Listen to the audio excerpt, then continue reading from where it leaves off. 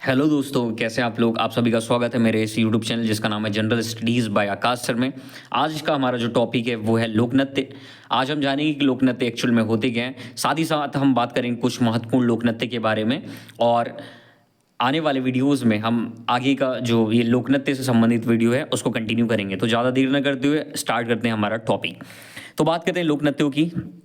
तो लोक नृत्य ऐसे नृत्य होते हैं जो लोक कथाओं, साथ ही साथ मिथकों और स्थानीय गीत पर आधारित होते हैं। लोक नृत्यों की सबसे बड़ी विशेषता ये होती है कि आम जन में बहुत ज़्यादा लोकप्रिय होते हैं। साथ ही साथ यह एक पीढ़ी से दूसरी पीढ़ी तक स्थानांतरित होते हैं। सबसे पहला जो हमारा आज का लोक नृत्य है वो है छऊ। छऊ का अर्थ होता है दोस्तों परछाई। छऊ का अर्थ होता है परछाई। और इसमें बड़े बड़े मुखौटे का प्रयोग नर्तक करते हैं। जैसे कि आप इस इमेज में देख सकते हैं कि इन्होंने बड़ा सा मुखौटा पहना हुआ है। साथ ही साथ जो छऊ है, छऊ एक शक्तिशाली युद्ध संबंधी संचालनों का भी इसमें प्रयोग किया जाता है। इसमें ऐसा लगता है कि जो डांस कर रहे हैं, जो नर्तक डांस कर रहे हैं, ऐसा लगता है कि वे लड़ाई लड़ रहे हैं। इस तरीके से वे छद्म युद्ध का प्रदर्शन भी करते हैं।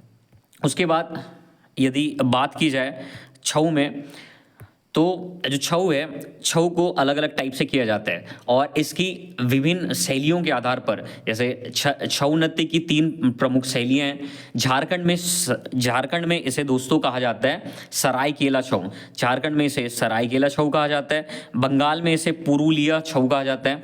बंगाल में पुरुलिया छऊ कहा जाता है। साथ ही साथ इसे उड़ीसा में मयूरभंज छऊ भी कहा जाता है। तो हमने बात की छऊ की। छऊ का अर्थ होता है परछाई। साथ ही साथ इसमें जो नर्तक होते हैं वे बड़े बड़े मुखौटों का प्रयोग करते हैं और ये एक प्रकार का छद्म युद्ध संबंधी लोक नृत्य भी है। और इसको 3 शैलियों में किया जाता है। और जब 3 शैलियों में किया जाता है तो इसे तीनों भागों में अलग अलग नाम से जाना जाता है। जैसे बंगाल में इसे पुरुलिया छऊ कहा जाता है, झारखंड में इसे सरायकेला छऊ कहा जाता है और उड़ीसा में इसे दोस्तों मयूरभंज छऊ कहा जाता है। आगे बात करते हैं छऊ की। तो इसे 2010 में, ये बहुत इंपॉर्टेंट फैक्ट है दोस्तों, याद रखना है, 2010 में यूनेस्को ने इसे अपनी अमूर्त सांस्कृतिक विरासत में शामिल किया था। आगे हमारा जो अगला लोक नृत्य है वो है गरबा। गरबा के बारे में हम बचपन से सुनते आ रहे हैं कि गरबा क्या होता है। तो गरबा जो है वो गुजरात का लोक नृत्य है, गुजरात का फेमस लोक नृत्य है।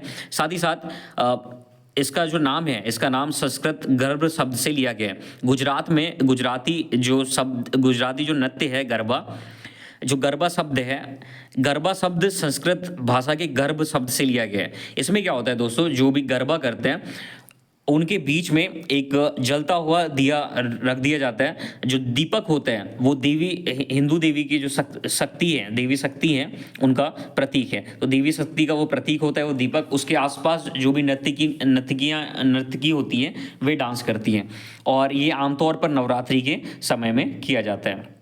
इसके बाद आगे बात करते हैं, ये जो इमेज है इसमें आप देख सकते हैं कि ये जो महिलाएं हैं और वो क्या कर रहे हैं, गरबा कर रही हैं। तो गरबा के बारे में हमने जाना कि जो गरबा लोक नृत्य है वो गुजरात में फेमस है और साथ ही साथ इसे नवरात्र के अवसर पर किया जाता है। और जब गरबा किया जाता है, तो गरबा जब किया जाता है दोस्तों, तो हमें याद रखना है कि जहाँ पर भी गरबा करती हैं महिलाएँ, उसके बीच में एक गर्भदीप रखा जाता है, एक जलता हुआ दिया रखा जाता है, जो मान्यता है कि जो देवी शक्ति हैं उनका प्रतीक के रूप में इसे बताया जाता है। साथ ही साथ जो महिलाएं होती है वो लयबद्ध तरीके से चक्कर लगाते हुए, तालियां बजाते हुए आगे बढ़ती हैं।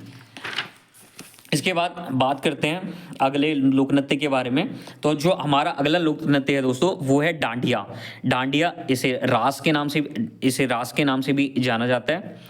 और जो डांडिया है, डांडिया एक तरीके से मान्यता है कि नवरात्रि के अवसर में ही इसे किया जाता है और आमतौर पे इसमें बाकी समय में भी किया जाता है, बट जनरली ये जो है नवरात्र के समय में किया जाता है।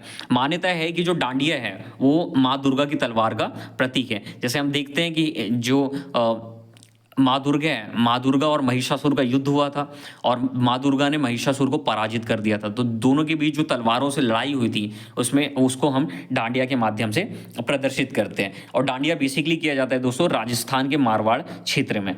इसके बाद ये जो इमेज है इसमें आप देख सकते हैं डांडिया की ये जो तस्वीर है, ये तस्वीर आपको दिखाई दे रही है। इसके बाद बात करते हैं तरंग मील की। तो जो तरंग मील है दोस्तों वो गोवा का एक फेमस लोक नृत्य है और इसको आमतौर पर दशहरा और होली के समय में किया जाता है। तो तरंग मील किया जाता है दोस्तों गोवा में और इसे दशहरा और होली के समय में इसे करते हैं। और साथ ही साथ यह एक तरीके से लोकप्रिय त्यौहार है। इसमें क्या होता है, जैसे आप तरंग शब्द से समझ सकते हैं, इसमें जितने भी जो पुरुष होते हैं साथ ही साथ महिलाएं होती है वो इंद्रधनुषी पोशाकों का प्रयोग करती हैं। इंद्रधनुषी पोशाक, तो इसमें याद रखना है दोस्तों, इंद्रधनुषी पोशाक का ये लोग प्रयोग करते हैं ये इस डांस को करने के लिए। तो हमें ये चीज़ें याद रखना है।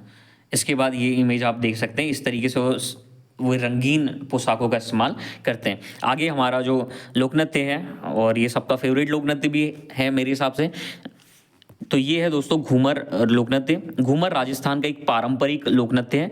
यह भील जनजाति द्वारा किया जाता है और मान्यता है कि जो घूमर लोक नृत्य है वो देवी सरस्वती की पूजा करने के लिए इसकी स्थापना की गई थी। पर बाद में क्या हुआ कि अन्य समुदायों ने भी इसको करना चालू कर दिया। इसके साथ ही साथ इसमें क्या होता है, जो महिलाएं होती है वो घूंघट पहनती हैं और घाघरा नामक अपनी जो पोशाक है उसको पहनती हैं। नृत्य में क्या होता है दोस्तों, आमतौर पर कलाकार एक विस्तृत घेरे के अंदर और बाहर जाते समय समुद्री नृत्य करते हैं।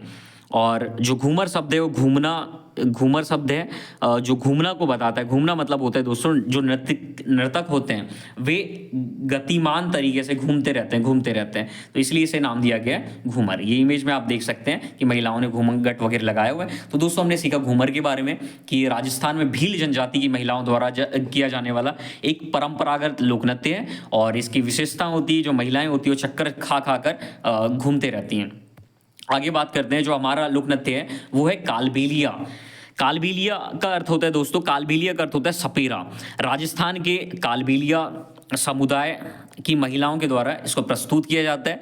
इसमें पोशाकें तथा नृत्य की चाल सर्प के समान होती है और इसमें जो वाद्य यंत्र है वो बीन का प्रयोग किया जाता है। बीन जो जैसे कि आप जानते हैं सपेरों द्वारा बजाया जाने वाला एक लोक नृत्य है। इसको भी दोस्तों 2010 में यूनेस्को ने सांस्कृतिक विरासत में शामिल किया था। आगे बात करते हैं, इस इमेज में आप देख सकते हैं कालबेलिया के बारे में, जो महिला नर्तिका हैं, ठीक है। कालबेलिया समुदाय की, कालबेलिया मतलब होता है दोस्तों सपेरा समुदाय की जो महिलाएं होती हैं उनके द्वारा किया जाता है। और ये जो पोशाकें पहनती है वो भी सर्प के समान होती है और इसमें वाद्य यंत्र बीन का प्रयोग किया जाता है। जैसे कि इस इमेज में आप देख सकते हैं ये जो पुरुष हैं ये बीन बजा रहे हैं। आगे बात करते हैं,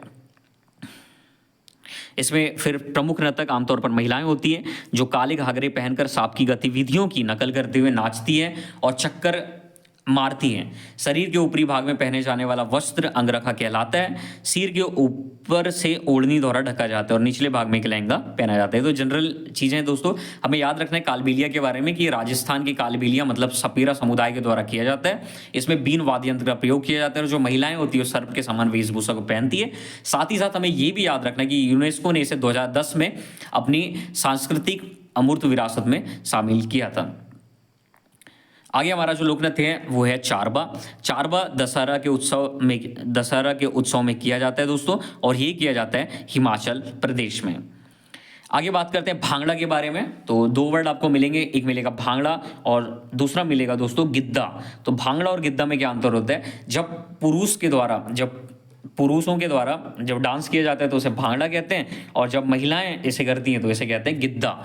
तो भांगड़ा दक्षिण एशिया के पंजाब, दोस्तों यहाँ पर याद रखना जो भांगड़ा है वो दक्षिण एशिया के पंजाब क्षेत्र से उत्पन्न हुआ है और एक पारंपरिक लोक नृत्य है और यह पंजाबी संस्कृति से जुड़ा है। यह कटाई के मौसम में आमतौर पर किया जाता है और भांगड़ा विशेष रूप से वसंत वैशाखी त्यौहार से जुड़ा हुआ है।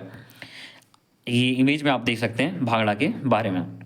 और ये है दोस्तों गिद्दा की तस्वीर जिसमें जो महिलाएं हैं वो डांस कर रही हैं। तो हमारा जो वीडियो है यहाँ पर कंप्लीट होता है। एक बार रिवाइज कर लेते हैं कि आज हमने क्या क्या सीखा, और आने वाले समय में हम इसको कंटिन्यू करेंगे। हम आने वाले वीडियोज़ में बात करेंगे दादरा नृत्य क्या होता है, उसके बाद जवारा नृत्य के बारे में बात करेंगे, मटकी नृत्य, गौर मारिया नृत्य, आलका बिरहा के बारे में हम आने वाले वीडियो में बात करेंगे। तो एक बार हम फिर से रिवाइज कर लेते हैं कि हमने क्या क्या पढ़ा। तो हमने बात की सबसे पहले लोक नृत्य के बारे में कि लोक नृत्य क्या होता है। तो ऐसे नृत्य जो लोगों के बीच में प्रसिद्ध होते हैं, साथ ही साथ जो पुरानी किंवदंतियों से, पुराने स्थानीय गीतों पर आधारित होते हैं, उन्हें लोक नृत्य कहते हैं। साथ ही साथ यह एक पीढ़ी से दूसरी पीढ़ी में स्थानांतरित होते हैं।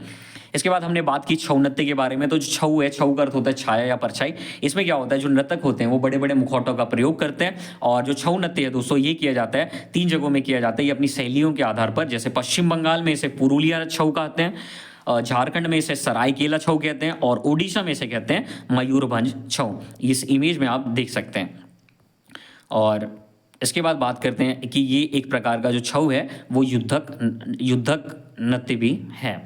साथ ही साथ बात की हमने गरबा के बारे में। तो गरबा जो है वो संस्कृत भाषा के शब्द गर्भ शब्द से लिया गया। इसमें क्या होता है, एक दीपक को रखा जाता है और उसके आसपास जो है महिलाएं चक्कर खाते हुए ऐसे डांस करती हैं। और गरबा गुजरात का एक फेमस लोक नृत्य है। आमतौर पर इसे नवरात्रि के समय में किया जाता है। ये इमेज आपने देखी गरबा के बारे में। आगे बढ़ते हैं। आगे हमने बात की रास या डांडिया के बारे में। जो डांडिया है, डांडिया की शुरुआत होती है दोस्तों महिषासुर और माँ दुर्गा के जब युद्ध हो रहा था, जो दोनों तलवारों से लड़ाई लड़ रहे थे, तभी से माना जाता है कि डांडिया की शुरुआत होती है। और आमतौर पर इसे नवरात्रि में किया जाता है। और यह नृत्य जो फेमस है वो है राजस्थान के मारवाड़ क्षेत्र में।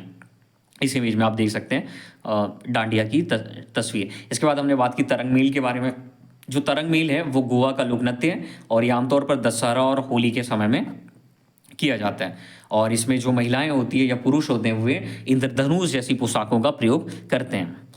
इसके बाद हमने बात की घूमर के बारे में। तो घूमर या जो घूमर है वो राजस्थान का एक पारंपरिक लोक नृत्य है, और ये जो है ये भील जनजाति द्वारा किया जाता है। स्टार्टिंग में इसे भील जनजाति ने शुरू किया था माँ सरस्वती की पूजा के लिए, और बाद में इसे अन्य समुदाय द्वारा भी अपनाया जाने लगा। इसके बाद हमने बात की जैसे घूमर की आप तस्वीर देख सकते हैं कालबेलिया नृत्य के बारे में। जो कालबेलिया है दोस्तों, कालबेलिया का अर्थ होता है सपेरा, और सपेरा समुदाय की महिलाओं द्वारा जो नृत्य किया जाता है उसे कहा जाता है कालबेलिया नृत्य। और ये फेमस है दोस्तों राजस्थान में। और इसमें जो महिलाएं होती है इस तरीके से वस्त्रों को पहनती है, और इसमें वाद्य यंत्र जो है वो बीन का प्रयोग किया जाता है। आगे बात करते हैं चारबा के बारे में। तो चारबा है दोस्तों, चारबा दशहरा उत्सव के दौरान हिमाचल प्रदेश का एक लोकप्रिय नृत्य है। इस तरीके से ये ग्रुप में किया जाता है। आगे बात की हमने भांगड़ा के बारे में। भांगड़ा का जो उदय होता है वो पंजाब में उदय हुआ, और जब इसे पुरुषों द्वारा किया जाता है तो इसे भांगड़ा कहते हैं, जब महिलाओं द्वारा किया जाता है तो इसे गिद्दा कहते हैं। और बात करते हैं भांगड़ा कब किया जाता है। वैसे तो सभी मौसम सभी समय में किया जाता है, पर आमतौर पर इसे कटाई के मौसम में किया जाता है। और वो मेन मोमेंट होता है दोस्तों वैसाखी त्यौहार। ये हमने तस्वीर देखी भांगड़ा के बारे में, और ये तस्वीर देखी हमने गिद्दा के बारे में। तो दोस्तों मेरे जो इस वीडियो को आप ज़्यादा से ज़्यादा लाइक कीजिए, ज़्यादा से ज़्यादा शेयर कीजिए, और मेरे चैनल को सब्सक्राइब कीजिए। Thank you very much for watching this video.